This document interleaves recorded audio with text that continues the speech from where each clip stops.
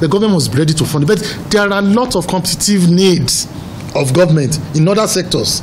Can we fund it? What we have made provision for in the budget for 2024 as subsidy is 450 billion naira, and we will require 2.9 trillion for subsidy. So can we afford it? We must be realistic. Can we afford it? 450 billion is less than 20% of almost 3 trillion that is required for subsidy. We must continue at this price. So these are things that we need to discuss as a nation.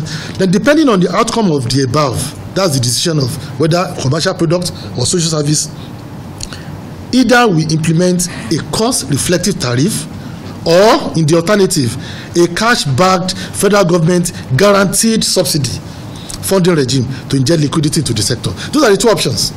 There is no in-between. There is no half measure. It's either you migrate to full cost-reflective commercial tariff, or government will stop funding other sectors and they will concentrate on power and provide 3 trillion naira for subsidy. That is the decision for the Nigerians to make. So, increased investment across the value chain for infrastructural improvement, capacity expansion, and transmission automation. We need to increase investment. And once liquidity comes in, there will be fund for investment. Banks will also be able to provide fund. Diversification of power generation to absorb renewables and facilitate the nation's journey to energy transition targets. And encourage distributed power strategy in conjunction with subnational governments, focusing on embedded power model to reduce pressure on the national grid and to ensure alternative electricity supply to discos. State governments can have their small generating companies and embed it into the existing distribution network of the discos on 33 kV lines or 11 kV lines and provide power to the people in the state. Radius 50-60 kilometers, 33 kV lines, we'll take it. And that will be alternative power supply to the states or to the discos, apart from the one that's coming from the thermal plants and the hydropower plants. So, development of a rural electrification plan from bottom up and a top-down approach to identify the unserved and the underserved rural and suburban communities. This will enable the government to direct targeted subsidy through rural electrification agencies at a national and subnational level using the renewables. For example, small hydro, solar microgrid, solar home systems, and wind technology. We must have a rural electrification strategy, which we are working on now, because whether we like it or not, some communities will not be attractive for the discos to extend their grid. It's not commercially viable. Government will come to their aid and provide renewable energy in terms of solar home systems, solar street lights, mini grids, microgrids, and all that. It will be provided. So, lastly, develop and expand capacity for sectoral regulation. We need to expand and upgrade our capacity for sectoral regulation. Regulation is number one. It is key. We need to raise our games in regulation without fear or favor. We must ensure that the market operators, they comply with market rules. Then the technical inspection and sectoral expertise. We need to grow our NEMSA, Electricity Management Service Agency. If we bring in 1 million meters today, do we have personnel to install 1 million? 1 million? We need to upgrade the NAPT, that's the National Power Training Institute of Nigeria. We need to upgrade them. So these are issues that we must, but if there is no liquidity, how do you do all this? So, NEC, NEMSA, NAPTIN, they are the forum for capacity and operational upgrade in the ministry. So, that is the issues confronting the sector. But just in 2 minutes, I will let you know things that we are doing. Because the expression I'm seeing on these faces, you look scared. You look intimidated. Are we going to have a solution to this sector? No. It is better for us to lay the cards on the table so that you have accurate information about what is happening, so that you can also manage your expectation, so that you can also reduce the abuses, you can reduce the causes, you can reduce the embarrassment, you can reduce the call for resignation. Because nobody is a magician. But once you have the passion, the tenacity, and the readiness to serve, we will achieve it in one day. And I'm promising that I'm fit for this job and I will deliver. I can tell you that. So the ongoing activities in the ministry and its agencies to improve power supply, what we have started since January all through to the end of the year. What we are doing is to augment the capacity of our hydro and thermal power plants in terms of their operational capacity, at least to achieve nothing less than 50% of capacity. Number one, we have added a new hydropower plant, which is a large hydro plant at Zungeru. It has a capacity for 700 megawatts. If this one comes in, it will be good news for Nigeria. It's been handed over to the concessionaire. We have finished the concession. So within any time from now, they will start production. We have tried test production last year. It worked very well. So any moment from now, we are going to add that 700 to our national grid, and it will reduce or it will improve power supply, even as we are talking about shortage of gas supply. Number two is that we are also talking of financing the required infrastructure to enable complete evacuation of the 40 megawatt Kashimbila hydropower plant in Taraba State using promissory note facility at the Debt Management Office. We have a completed hydropower plant in Kashimbila in Taraba State. I've been there. I was there live. I looked at everything. It's a modern day hydropower plant with very reliable and durable machines and equipment. But as I'm telling you, we can only evacuate 10 megawatts out of 40. So what we are doing is to finance the completion of the infrastructure required to ensure that there's a complete evacuation of that 40. If you had additional 40 to our hydro plants, hydropower, it's also a lot. 40 megawatts is a lot. That 10 megawatts alone is servicing almost everybody around that Taraba community.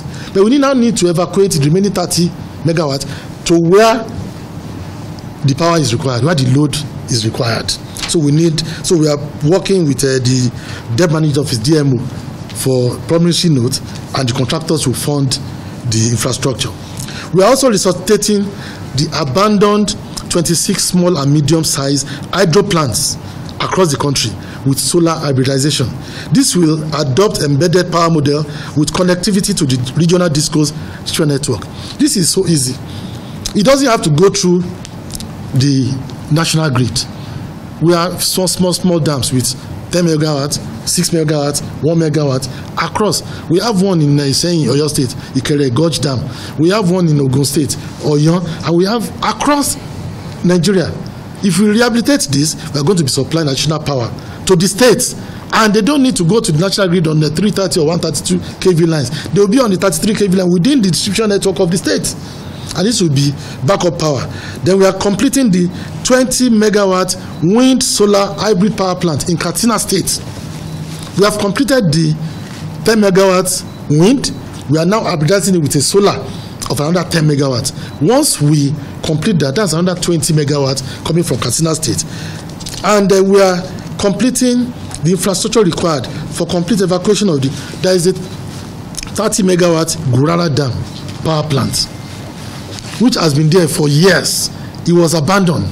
Now we have a vendor that is ready to invest in the infrastructure and evacuate the entire 30 megawatts of hydro. At least, how these hydropower plants, they are very stable power without any gas input as raw materials. So we are working on that. Then we are revisiting the abandoned 15 independent power plant, IPP solar plant in the northern part of the country, and developing an IPP solar auction with support of the World Bank. World Bank is working with us on this. They have concluded their investigation on determining how much of solar energy our grid can absorb. If you have 50 megawatts across 15 locations, we are talking about 750 megawatts of solar energy that will plug into the grid. This is also one good news that I need to let you know, and we're going to let you know the progress on this. Then the augmentation of the operational capacity of the NIPP power plants under the Niger Delta Power Holding Company to at least 50%. All the power plants working under the NDPHC, we can augment their capacity and let them operate at minimum of, they have about 5,000 megawatt capacity, but you're operating at almost less than 600. 600 megawatts from 5,000. If it is 2,500, we can actually make them operate. I think it goes a long way. So we are working on that. Then lastly is the resolution of the gas supply issues to the GENCOs. In liaison with the Ministry of Finance, Budget and Economic Planning, and Office of the Special Advisor on Energy to the President, to settle the huge outstanding debt obligations to the GENCOs and the GASCOs using cash injection and guaranteed debt instruments. We are working on that, and I believe we are going to come up with good results with the backing of Mr. President. It's a lot of money, truly. And I can tell you that even the Minister of Finance cannot sleep. He's been looking everywhere for money. That's the coordinating minister for the economy. The Minister of Budget and Economic Planning is also bothered about this outstanding debt. Because a shame to one is a shame to all. And they know how important this sector is to other sectors in the economy. So now we are resolving that. Then we are working with the Minister of State for Petroleum Resources, Gas, my very good friend. I had a meeting with him too, about 2 days ago. And we are having a working arrangement to achieve a firm gas supply contract for the GENCOs and possibly agree on gas to power domestic supply pricing in local currency to reduce price fluctuations. Let me tell you, today, gas that we use for power is being priced in dollars. As the exchange rate is going up, the cost of gas is also going up.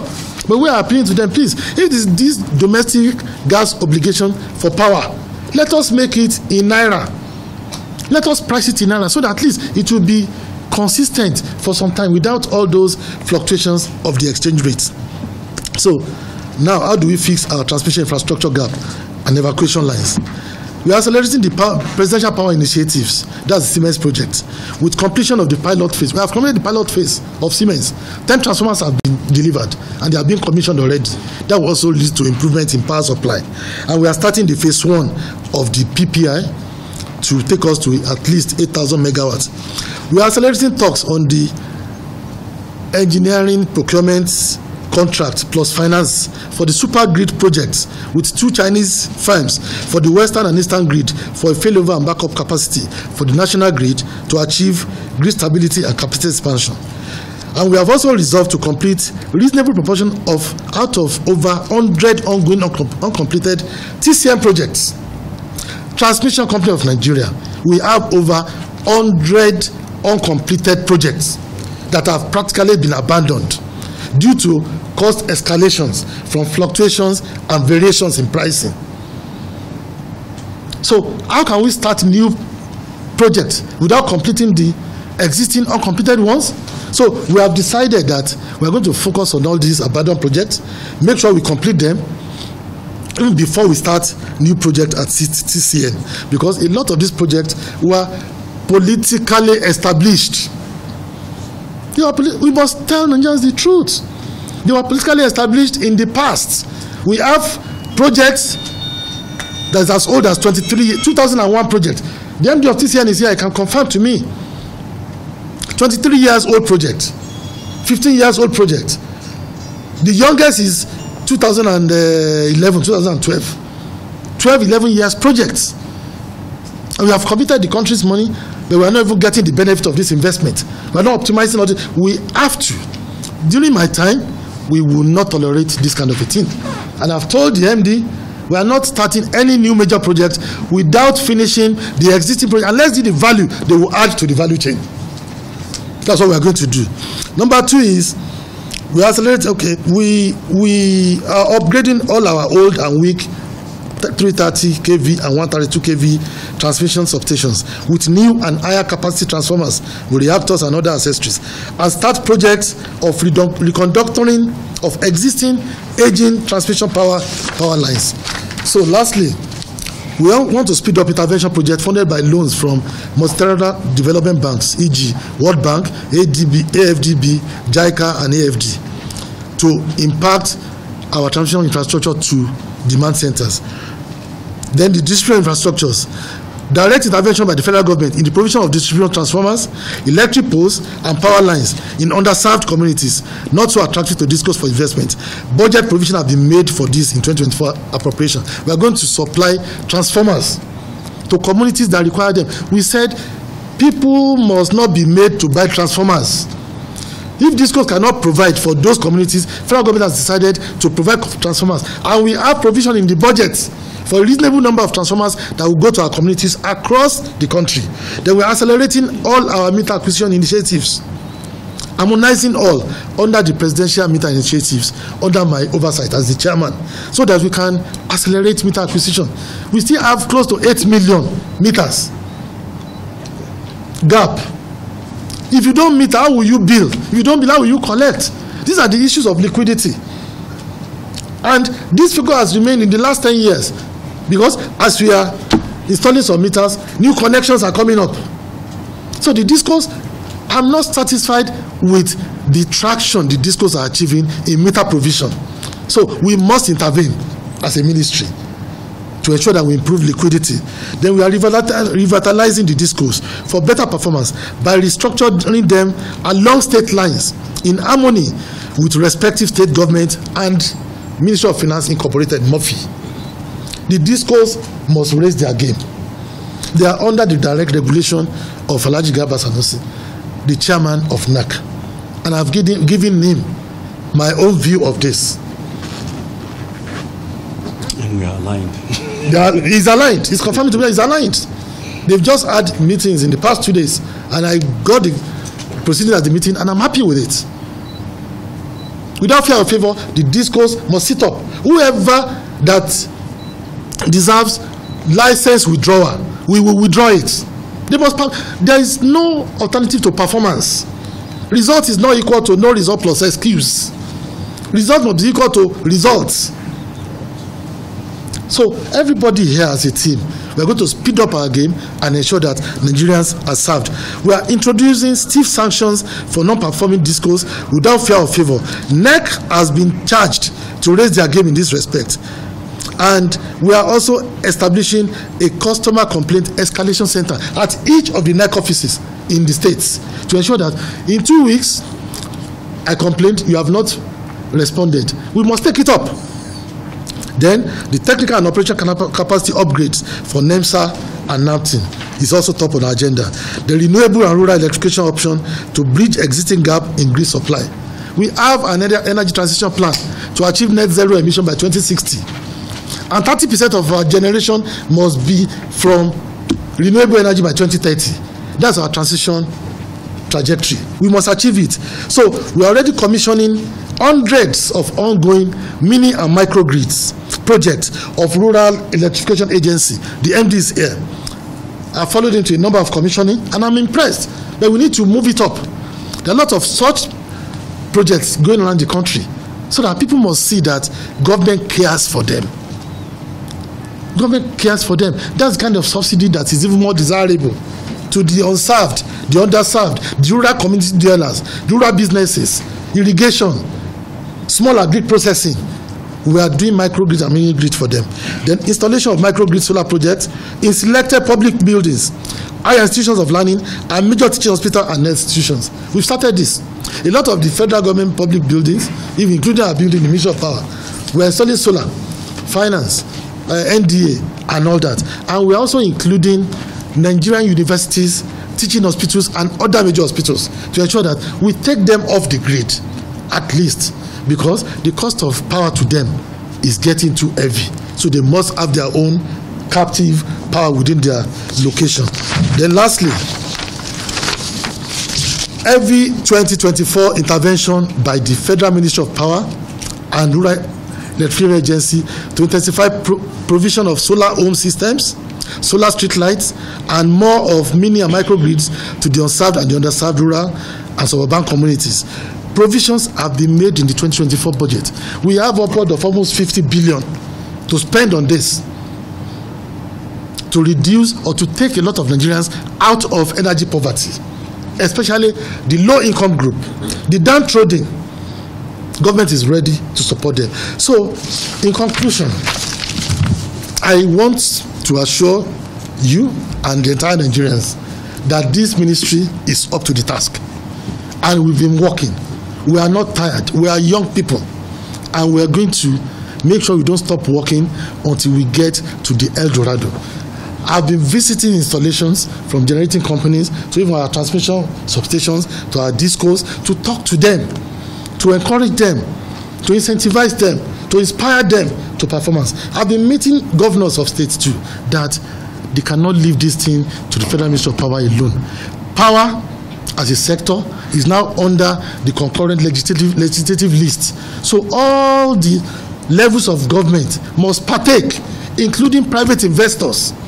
That's the only way we can achieve success and transformation and turnaround for this sector. Thank you very much for listening.